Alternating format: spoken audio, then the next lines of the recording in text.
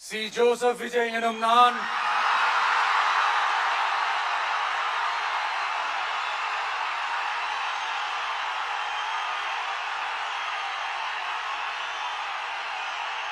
சட்டப்படி அமைக்கப்பெற்ற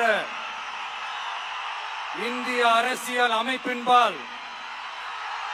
உண்மையான நம்பிக்கையும் மாறா பற்றும் கொண்டிருப்பேன் என்றும்